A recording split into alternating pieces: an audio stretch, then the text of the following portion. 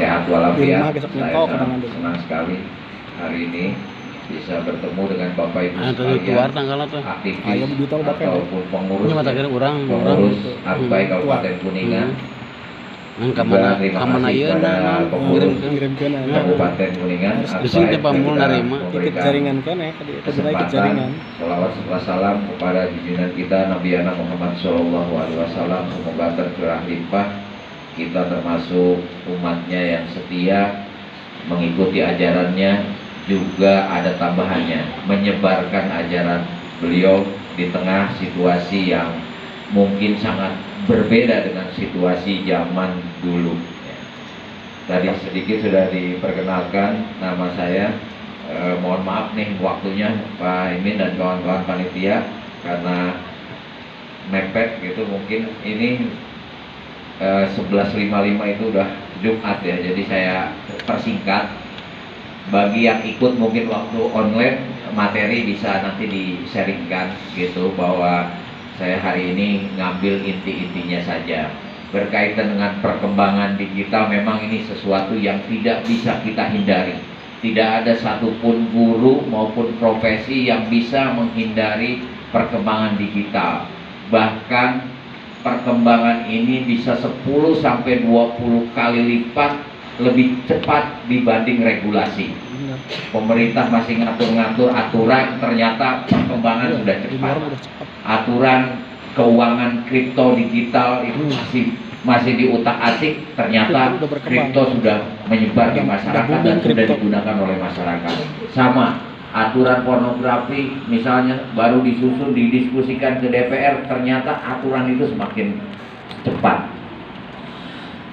Satu yang menjadi kekhawatiran saya di tengah masyarakat kita dan menjadi tanggung jawab kita semua untuk ngebentengi, yaitu masalah begitu cepatnya strategi atau bukan strategi, perkembangan yang kemudian merusak anak didik kita. Ini saya sampaikan di muka di awal supaya menjadi perhatian kita. Bahkan saya taunya itu bukan dari orang lain, dari yang ngurus kemahasiswaan di perguruan tinggi Islam negeri gitu. Ini kita bukan buka ini ya sesuatu baru, tetapi ini kejadian. Ketika ada laki-laki yang nyari laki-laki ke kampus, ternyata pacarnya kemudian tidak dipertemukan oleh si dosen ini, ditahan dulu. Saya mau tahu dulu masalahnya apa, nanti saya pertemukan. Kalau kamu nggak ngasih tahu, tidak akan saya perlu. Akhirnya dibuka bahwa dia mahasiswa di sini adalah pacar saya dulu, ini udah sekarang saya mau temui susah segala macam. Akhirnya kebongkar. Kemudian begitu juga ke mahasiswanya, panggil, tanya. Ternyata iya bahwa dia pacaran laki-laki sama laki-laki. Ditanyalah, banyak nggak di kampus ini? Banyak. Jadi udah menyebar kemana? Pakai apa? Berhubungan, berkomunikasi. Mereka punya aplikasi sendiri yang bikin itu sesama mereka. Ada sesama mereka yang pintar di komputer, dia bikin aplikasi. Jadi kemanapun dia pergi ke Kuningan, dia contohnya ke Kuningan, pergi ke Kuningan, buka aplikasi itu. Begitu pengen ketemu sesama homoseksual, guys, tinggal klik, nanti muncul si A, si B, si C. Naksir yang mana? Yang ini, ajak janjian. Oke, janjian di mana? Oh, kita semua nggak curiga, oh lalaki jeung lalaki lagi jalan bareng gitu. Tampilan juga biasa aja, ternyata itu udah menyebar. Tanya, si anak ini diinterogasi, aplikasinya mana? Ini, siapa yang bikin? Anak universitas khusus lah yang arahnya ke komputer. Banyak nggak? Banyak. Bahkan jaringan ini hampir di Bandung itu di semua perguruan tinggi ada. Ini di universitas kita ada, hampir semua fakultas ada. Gitu. Langsung saya cerita ke saya lagi berkunjung ke salah satu dekan, kemudian ada ini Pak yang kami hadapi saat ini bukan hanya materi yang kita sampaikan, tetapi benteng bagaimana mereka bisa mengendalikan diri. Itu laki-laki dengan laki-laki. Sekarang yang laki-laki dengan perempuan sudah ada di HP masyarakat kita. Yang kena pasal dan dipenjara itu ketika seseorang menjual seseorang, kena pasalnya perdagangan manusia.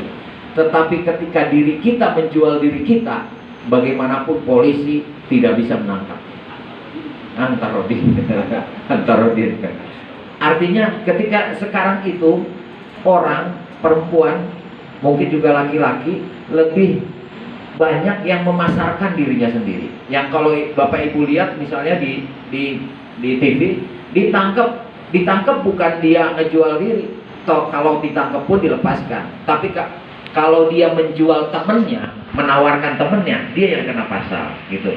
Itu jadi akhirnya kenapa saya lebih memilih sendiri. Dan sekarang tinggal buka aplikasi, install, tampilin foto-foto kita yang aduhai, ada yang nawar, janjian udah jalan. Dan itu sudah merambah di Kuningan. Itu ada satu aplikasi yang khusus seperti itu, aplikasi lelaki hidung belang. Nah, itu rata-rata kalau sekarang dimuat di media ada itu, nama aplikasinya di bintang-bintang gitu. Ada sekian. Nah, mungkin saya sampaikan aja aplikasi, tapi nanti dicoba. Enggak ya? Enggak, insya Allah. Untuk membentengi salah satu contoh aplikasi yang mereka gunakan di dunia prostitusi, yaitu micet, micet. Jadi ketika kita install itu, kita buka, mau perempuan usia berapa, keluar yang berada 100 meter dari Anda berdiri, dari sini. Misalnya ada 1 kilometer dari sini, langsung chat, langsung datang, jadi dekat gitu. Ini luar biasa ngerinya. Ini saya sengaja kali ini sampaikan ke teman-teman di guru PAI. Ini udah penetrasinya udah sangat kencang, dan tidak menutup kemungkinan ketika anak kita, anak didik kita, apalagi difasilitasi keuangan, difasilitasi handphone yang bagus sama orang tua, itu ingin nyoba gitu. Terus kenapa mereka nggak malu? Ini Bu, kan bisi ayano kenal gitu. Ternyata mereka lintas daerah. Ini saya jadi mengetahui ini, saya coba gali gitu. Kenapa terjadi seperti itu?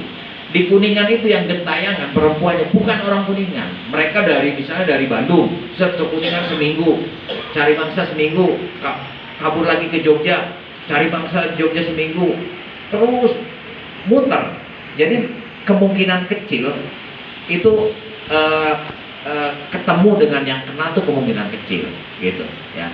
Termasuk kemarin yang kasus anak 14 tahun di Bandung yang diculik temennya, kemudian dijual temennya, umur 19 tahun. Itu kan ketahuannya dari aplikasi ini. Semua cari, oh ada, akhirnya oke lah saya tawar. Ada yang pura-pura nawar, janjian, ternyata itu anaknya, langsung diambil orang tuanya. Nah ini yang kita waspadai. Nah kaitan dengan kesibukan kita di dunia pendidikan, ada beberapa hal ke anak didik kita yang bisa kita terapkan. Dalam dunia literasi ada 3. Yang pertama literasi data ya. Ini yang mungkin di materi nanti slide saya yang sebelumnya yang saya posting itu bisa disampaikan. Yang kedua literasi digital. Yang ketiga literasi manusia. Inilah 3 hal ini yang kemudian harus kita pegang. Nanti literasi digital nanti kita bagi 4 lagi. Literasi data, betul, kita harus paham betul data setiap siswa. Ya, ini yang menjadi dasar juga kita membentengi. Kalau masalah masa depan mungkin hanya Allah yang tahu. Tadi Pak Imin sampaikan, ada yang nggak kita sangka ternyata dia lebih sukses dari teman-teman yang lain. Mungkin di antara kita juga, di seangkatan kita, ada orang yang waktu sekolah, waktu kuliah, mungkin saya mah jadi orang sukses, pendiam, tetapi mereka lebih sukses. Itu kita memang harus mengetahui bagaimana data siswa-siswa kita, juga data yang lain, data di masyarakat. Kemudian di dunia literasi digital, yang pertama ada 4 pilar. Kalau pemerintah memperkenalkannya ada 4 pilar literasi digital. 1, etika digital ya. Bagaimana kita berperilaku, anak didik kita berperilaku dalam menghadapi kemajuan. Tadi salah satu di awal contohnya saya sampaikan bagaimana mereka mampu mengedepankan etika digital ini, mampu mengatakan tidak terhadap sesuatu yang sebenarnya bertolak belakang dengan norma kita, mampu mengatakan tidak terhadap sesuatu yang sebenarnya itu bohong. Intinya kalau di etika digital ini juga banyak hal yang di dunia digital ini banyak hal yang tidak benar dibungkus seolah-olah benar.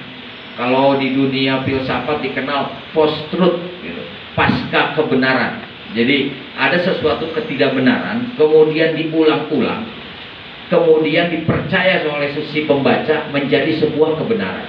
Nah, itu sekarang sangat banyak bergentayangan, sehingga dibutuhkan kemampuan dari kita sebagai guru untuk membentengi itu, ya. Ini etika digital ini juga menjadi sesuatu yang kita harus dalami, harus ajarkan, termasuk bagaimana memperlakukan orang lain, perundungan, bully, termasuk di dalamnya kekuatan anak didik kita ketika menyampaikan kebenaran, ketika menyampaikan sesuatu kemudian dibully. Ada orang kan kalau baru dikatain sedikit aja udah langsung murung, nggak mau mengulangi lagi. Anak didik ada yang seperti itu, ya. Sehingga ini selain dia menghargai orang lain, juga dia memperkuat dirinya untuk tahan terhadap goncangan dari orang lain. Itu. Yang kedua, budaya digital, digital culture, ya.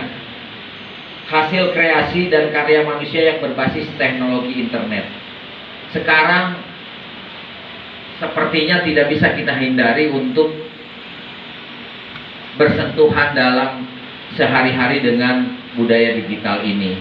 Dulu banyak penjaga tol, ya, nerima uang kembalian, nggak ada kembalian lari dulu, tambah macet. Sekarang dunia digital tinggal tempel kartu, kebuka, pegawai tol tidak ada yang bekerja lagi. Pekerjaan-pekerjaan itu sudah digantikan oleh mesin. Beberapa hari yang lalu mobil saya dipinjam adik saya di Jakarta. Begitu masuk pintu tol nggak nempel kartu, tapi kebuka sendiri. Kaget dia, kan belum nempel kartu. Nah, itu udah naik lagi tuh. Padahal baru berapa, mungkin belum tahunan kita nempel tol. Ternyata di mobil saya di depan pasang chip segede gini kayak stiker di dekat lampu. Jadi pintu tol tertentu kalau mobil itu ngelintas dia buka sendiri, nggak usah nempelin kartu. Udah lebih ini lagi. Tapi nanti uang kita yang di HP berkurang gitu. Jadi langsung ngambilnya dari ini, kita top up gitu. Nah, ini udah bergeser. Memang di Indonesia baru ada 40 pintu tol yang sudah dipasangi. Jadi dia ada ketika kita lewat nggak usah nginjek rem.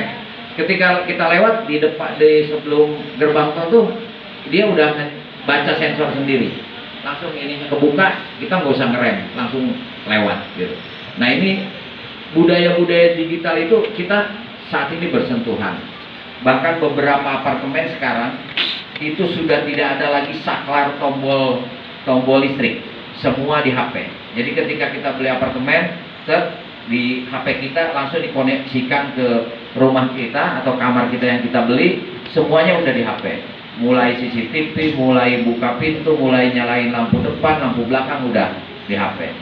Ya, itu udah semua bersentuhan. Bahkan ke depan mungkin ibu masak sayur, masak sop, tinggal pencet cus gitu, jadi sop, jadi sayur gitu, ya. Jadi ini sangat mungkin itu. Karena apa? Nah, ini tadi sampaikan, dulu tekabayang. Saya lagi kecil cuma dibilang, "Kemah cenah mau nelpon teh tinggal pencet bae di tangan." Gitu. Lagi kecil, iraha engke tahun 2000. Akhirnya 2002 hiji gitu. Ternyata itu semua kejadian. Handphone semua kita bisa komunikasi kemanapun. Dulu nikah katanya, sekarang ada buku yang nikah ini apa, wali nikah melalui video call gitu. Gimana hukumnya dan strateginya? Ya, ini aktivitas digital kita tidak bisa hindari. Bagaimana kita menggunakan medsos? Nah, tadi kaitan dengan sesuatu yang berinteraksi, ya, budaya digital, budaya interaksi baru. Kalau dulu interaksi itu telepon saja, kongko, ngopi-ngopi, sekarang bergeser. Ada grup chatting, ada grup WA, ada grup Telegram dan lain-lain. Bahkan di Telegram saya ngikutin itu guru.id. pelatihan guru bagaimana membuat pembelajaran itu sangat banyak, bisa ikut. Tiap bulan itu ada 7 sampai 10 pelatihan, cara bikin modul, cara bikin animasi segala macam. Bahkan saya di sini ke dosen-dosen saya kasih, saya bayarin, silakan yang sungguh-sungguh mau ikut, karena bayarnya murah Bu, 47.000 gitu. Sebelum ikut saya bayarin, udah nanti dia tugasnya mensosialisasikan ke teman-teman. Inilah budaya digital itu, ya.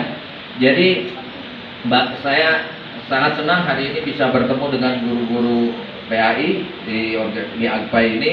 Mudah-mudahan ini menjadi konsen kita bersama. Budaya digital bukan sesuatu yang bisa kita hindari, sehingga tidak bisa kita melarang-larang, tetapi yang bisa adalah membentengi dan mengarahkan. Itu saja. Yang ketiga, keterampilan digital, ya.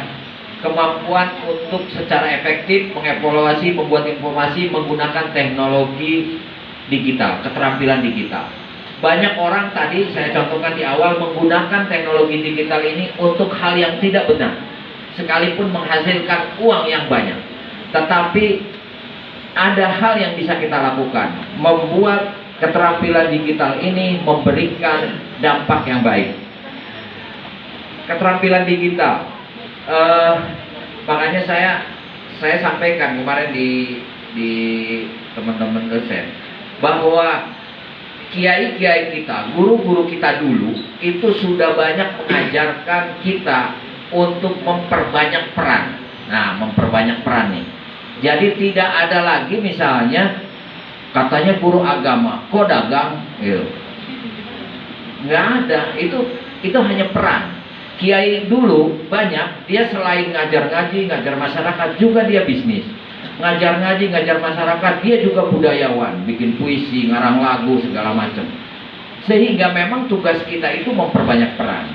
Ya, bagaimana misalnya Kiai Haji Abdurrahman Wahid Gus Dur selain kiai juga dia sebagai ketua badan sensor film, sebagai budayawan, sebagai penulis buku, dan merangkap banyak.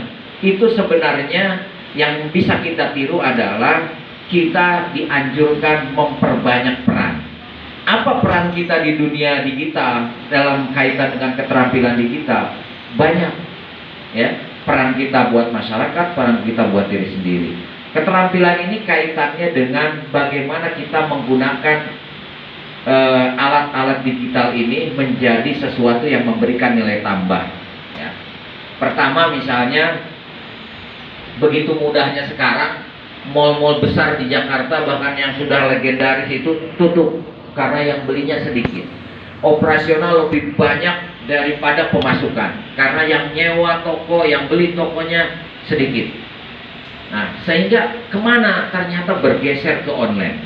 Sekarang beli emas itu nggak usah antri di toko emas, tinggal ibu buka Tokopedia misalnya, di situ ada toko emas yang sudah ratingnya bintang 5, pengirimannya terpercaya, lihat, oke, klik, transfer 5 juta, datang 10 gram, simpan tanpa sepengetahuan suami ibu. Cara nyimpannya seperti itu, taruh. Nggak ada yang tahu bahwa ibu jalan ke toko emas, tapi begitu setahun 2 tahun kemudian emas ibu banyak, ya gitu. Nggak ada.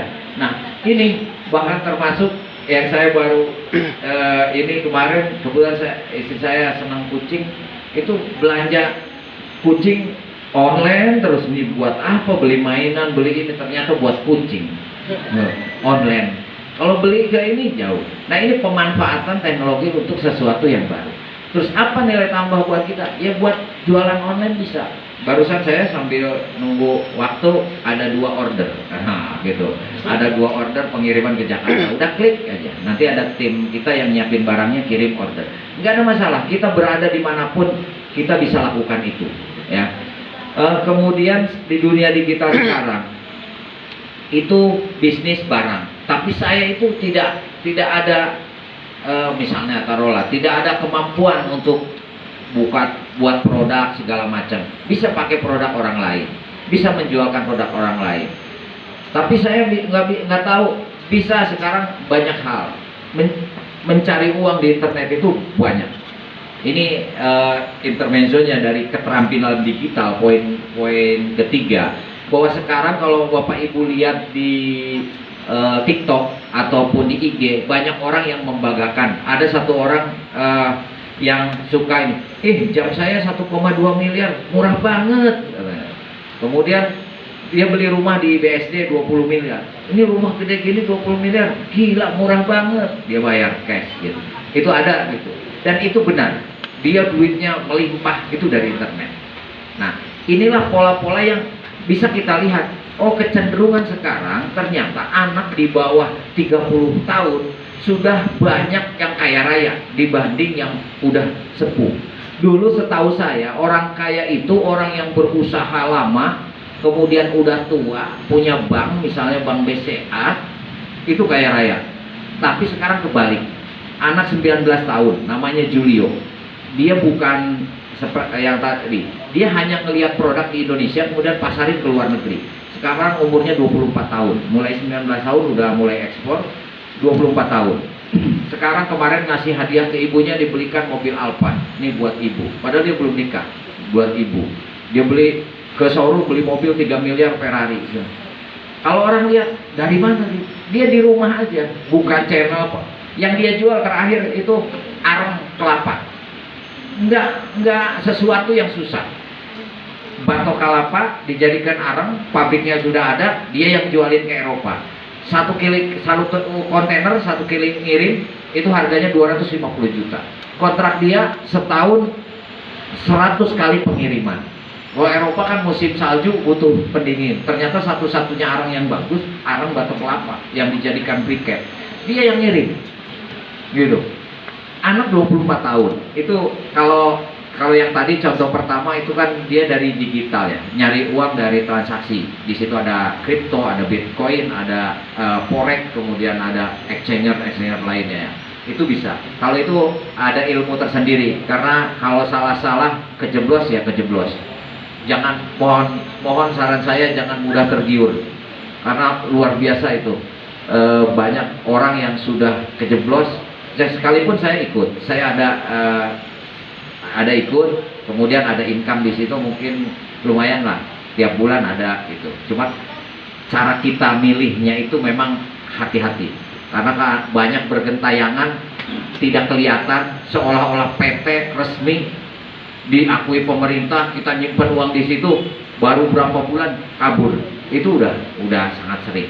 Yang resmi pun begitu, apalagi yang enggak gitu. Memang itu butuh pengalaman ya. Sama, saya juga pernah begitu dulu gitu, tapi alhamdulillah. Nah, inilah yang menarik buat guru PAI. Poin ketiga ini keterampilan digital. Kalau saya terjemahkan, kita memperbanyak peran digital kita, termasuk di dalamnya untuk menyampaikan info-info AKPAI misalnya. AKPAI punya medsos, punya YouTube, punya ini, kemudian begitu ada informasi, semua like, semua share. Kalau perlu, YouTube AKPAI itu menghasilkan viewer yang banyak. Dari YouTube banyak. Bagaimana Baim Wong sebulan misalnya berapa miliar penghasilannya sebulan, Raffi Ahmad, Atta, dari YouTube itu. Kita mah enak aja nonton, hebat, keren. Padahal kita sedang nyumbang uang ke dia, gitu. Karena dia dibayar. Nah, sekarang organisasi kita anggotanya banyak. Kita bikin channel. Mungkin modalnya HP dulu. Nanti kalau udah ada income, baru HP-nya jadi kamera, gitu. Jadi ada tim. Nah, sekarang kayak Raffi Ahmad, berapa puluh orang timnya, kemudian digaji mereka puluhan juta, kemudian bergerak. Tetapi penghasilan penghasilan dia dari YouTube itu kan miliaran. Kita bisa manfaatkan, bisa individu kita yang ke depan, bisa organisasi kita. Ya, nanti misalnya dari pengurus kita menggagas medsos, semua kita ada, semua anggota wajib like, komen. Itu aja udah mendorong satu langkah. Kemudian nanti juga ada anggota yang buat, kita dorong ke sana. Nah, di keterampilan digital ini ada sebuah desa YouTuber di Jawa Tengah. Nanti bisa di searching. Dia cuma tukang bengkel motor kecil ukuran 3 kali 3 meter. Tetapi semua yang dia kerjakan dia videokan. Ngabongkar motor Mio divideokeun, cara bongkar knalpot Mio divideokeun, cara mengganti videokeun, upload terus. Sekarang dia punya 5 channel YouTube, semuanya sudah berbayar. Yang satu penghasilannya 100 sampai 150 juta per bulan. Jadi tina bengkel nama, palingnya sabraha gitu.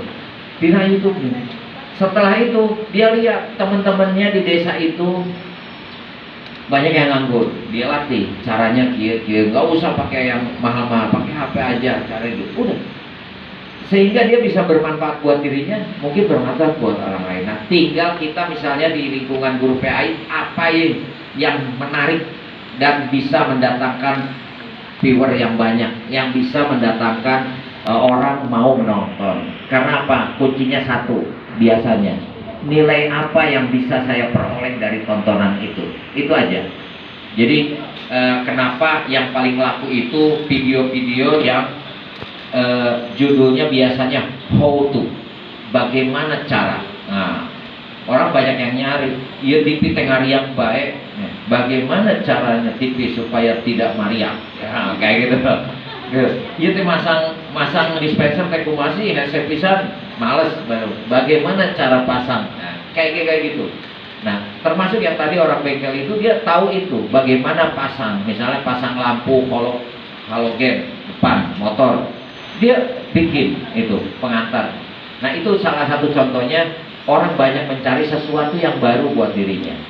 Saya juga sering mencontohkan seorang tukang gorengan yang omsetnya per hari gara-gara dia buka YouTube 5 juta sampai 7 juta per hari dagang gorengan sampai sekarang. Tapi dari YouTube-nya dia udah menghasilkan 200 juta sampai 300 juta per bulan. Namanya Agus Cubuy di Cianjur. Sehari-harinya dagang gorengan. Cuman begitu tidak dagang gorengan, ke rumah dia bikin tutorial masak keripik pepaya. Dia bikin, upload. Tutorial masak tempe, bikin, upload, itu aja terus aja. Setelah 2 tahun, 3 tahun, ternyata melejit, banyak disukai ibu-ibu. Karena ibu-ibu banyak yang ingin tahu how to, bagaimana cara gitu. Pepaya mentah punya tetangga, daripada dipijat, dikasih di potongan, dijadikan keripik. Termasuk kalau ada di YouTube ada keripik tanggal cau, yang itu yang kotak-kotak itu, keripik tanggal cau, kan banyak yang mengklaim. Kalau saya pernah nonton tuh justru yang pertama si orang Sunda ini, Agus Cubuy itu, ningali tanggal cau banyak, potongan dijadikan keripik, kemudian dicelupkan tepung, digoreng, enak. Oh, banyak yang niru tuh di internet. Jadi mengambil sesuatu yang tidak bermanfaat kemudian diolah menghasilkan sesuatu. Itulah yang bisa kita kerjakan. Ini di dunia digital itu udah kalau saya katakan sudah bebas nilai. Jadi dunia digital usia bebas nilai. Gak ada sebenarnya seperti handphone lah. Handphone ini bebas nilai. Ada nilainya ketika kita gunakan hal positif. Ada nilainya negatif ketika kita gunakan hal negatif. Gitu. Sama dunia digital, YouTube segalanya, ketika kita manfaatkan hal-hal positif, insya Allah itu menjadi sesuatu yang bermanfaat. Saya kira itu yang ketiga. Yang keempat, yang tak kalah pentingnya, yaitu keamanan digital, security, digital security. Ini yang kemudian ketika kita menginstal aplikasi, kita sudah menyerahkan seluruh isi handphone kita kepada yang punya aplikasi. Gitu. Jadi sekarang udah nggak bisa sembarangan lagi, Bapak Ibu sekalian, naruh foto rahasia di HP tuh nggak bisa. Karena ketika Bapak Ibu menginstal satu aplikasi, dia akan nanya, bolehkah mengakses foto? Boleh. Bolehkah mengakses email? Boleh. Bolehkah mengakses medsos? Boleh. Gitu kan, kita sudah membolehkan. Tanpa kita sadari, kita sudah membolehkan si yang punya aplikasi untuk mengakses. Sehingga jangan salahkan ketika foto ibu ada, kok foto orang ada di situ? Ya, karena udah membolehkan. Itulah ketika kemarin misalnya kejadian seorang ibu di kabupaten tetangga bunuh diri, punya anak kecil 2, tanpa sepengetahuan saya, tiba-tiba bunuh diri. Ternyata apa? Ya dia pinjaman online, minjem 3 juta, ditagih 10 juta, pusing, diancamnya dengan isi handphone. Kalau ibu nggak bayar-bayar, isi handphone ini saya buka ke suami ibu. Kalau ibu nggak bayar-bayar, percakapan ibu dengan selingkuhan itu dibuka ke suami ibu. Nah, gimana? Mau ngomong apa? Udah bunuh diri. Itu keungkapnya seperti itu. Termasuk beberapa bunuh diri di Kuningan. Itu sebabnya. Saya nggak sebutkan. Anak muda, kemudian ibunya nyari kemana, dia kerja di sebuah SPBU, mungkin pernah. Itu kan kejadian seperti itu. Ternyata dia mengambil pinjaman online, uangnya dipakai mungkin di internet apa, uangnya kejeblos, cicilan harus tetap dijaga, akhirnya udah mengakhirinya seperti itu. Ini yang menjadi kekhawatiran kita. Saya searching beberapa hari lalu lah, itu di Kuningan tuh seperti berurutan. Tiap minggu ada yang gantung diri di Pasapen, kakek-kakek kan mungkin tahu, 76 tahun, pulang dari sholat subuh berjamaah di masjid, pulang ke rumah, rapi, ganti baju, keluar ke belakang, pas Nina kampung terus ngegantung di belakang. Gitu, usia 76 tahun. Belum yang kemarin yang suami ngajak istrinya bunuh diri malam Jumat, ngajak istrinya bunuh diri, istrinya nggak mau. Ini di Kuningan, istrinya nggak mau, ya mungkin udah ada yang baca ya. Nggak mau, besoknya kan istrinya pulang ke rumah orang tua, begitu mau sholat Jumat dia pulang ke rumahnya, suaminya udah ngegantung. Semacam sesuatu yang sangat gampang, sehingga inilah keamanan digital. Kita mau proteksi diri kita, data-data kita sangat mudah untuk mereka akses sekarang ya, karena sudah terbuka. Mau gitu mau boga HP, nah kecuali itu pasti mau lain mengakses gitu. karena sekarang itu kan kalau kita akses HP itu selalu ditanya email, semuanya pasti punya email. Email itulah kuncinya. Nah, jadi ketika email itu kepegang, udah semua udah kepegang. Apalagi foto kita, kalau HP kita dihapus ganti HP lain, kemudian foto tiba-tiba ngikut, ada lagi. Kenapa? Karena kita sudah mengaktifkan Google Foto. Semua yang kita foto dia kerekam langsung ke cloud, ya. Cloud ketika pindah dia masuk, gitu. Inilah yang menjadi kekhawatiran kita, Bapak Ibu. Keamanan digital. Jadi bisa disampaikan ada istilah pinjaman online, pinjol, yang kemudian ini dari 2000 lebih pinjol di Indonesia yang terdaftar di OJK itu hanya sekitar 150 pinjol di OJK. Semua tidak berizin. Jadi ini pola baru rentenir. Minjem 3 juta, 2 bulan ditagihnya 10 juta. Nggak mau, kita dihajar terus. Ketika kita udah dapat di sini, ditawarin di sini. Terus kita yang namanya dikasih uangnya gampang kok Pak. Saya nolak terus. Dikejar sekarang tuh udah nyampe di posisi terakhir kemarin 25 juta. Pak, tinggal foto KTP, Bapak kirim ke saya, langsung 25 juta masuk rekening tanpa ada verifikasi. Kan enak. Tapi begitu nanti ngembaliin ya kita yang dicekek habis.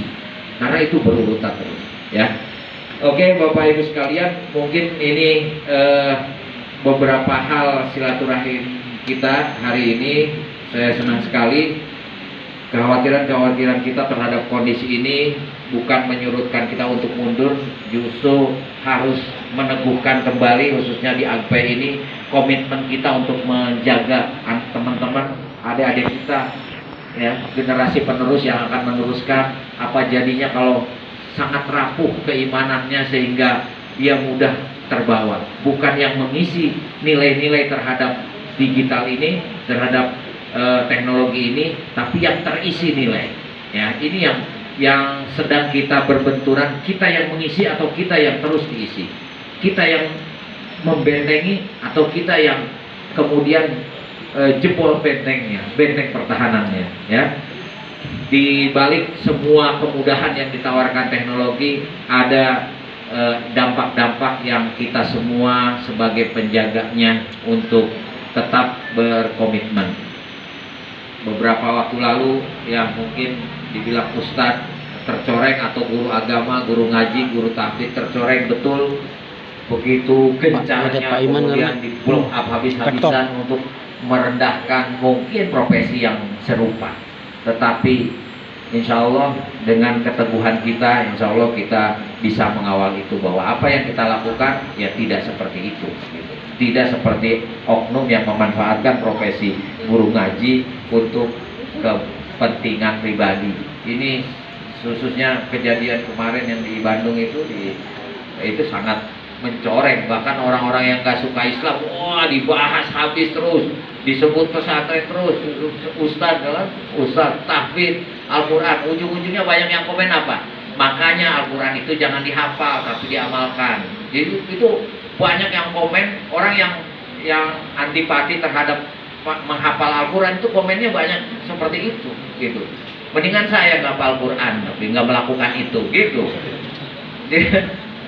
Itu ya sangat mematahkan kita, merendahkan. Saya kira itu dibaca sama orang-orang, oh iya berarti geus lah teu kudu ngapal cenah. Yang penting mah kita berperilaku yang baik, kan banyak yang ngambil kayak gitu akhirnya gitu.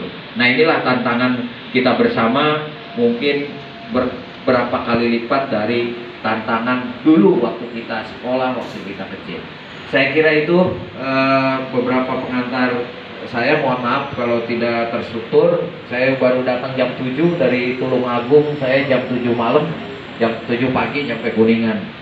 Itu dipandu sama Google Map. Tetap kesasarnya 1 jam di Nganjuk untuk menemukan jalan tol, jadi agak lama ya. Mohon maaf kalau terlambat. Kemudian juga di jadwal Pak Doni nanti siang, tapi saya ada acara, jadi hari ini silaturahmi kita. Boleh kalau ada kesempatan lain kita berdiskusi lagi tentang dunia digital, kita boleh bisa bikin forum. Terima kasih. Mohon maaf apabila ada kekurangan. Bismillah wa ni'mal wakil. Assalamualaikum warahmatullahi wabarakatuh. Waalaikumsalam warahmatullahi wabarakatuh. Terima kasih kepada Pak Rektor atas penyampaian materinya. Jadi kemajuan digital atau kemajuan teknologi informasi itu merupakan sebuah keniscayaan. Kita sebagai GPAI harus bisa mengantisipasinya, karena tanggung jawab kita sebagai, tadi disampaikan, benteng bagi peserta didik kita. Ya, mungkin tidak ada diskusi pertanyaan, karena sekarang waktu tinggal beberapa menit lagi memasuki Jumat ya, sholat Jumat. Kita akhiri dengan membaca hamdalah bersama-sama. Alhamdulillahirabbil alamin. Wassalamualaikum warahmatullahi wabarakatuh. Parasmanan. Nah, ya.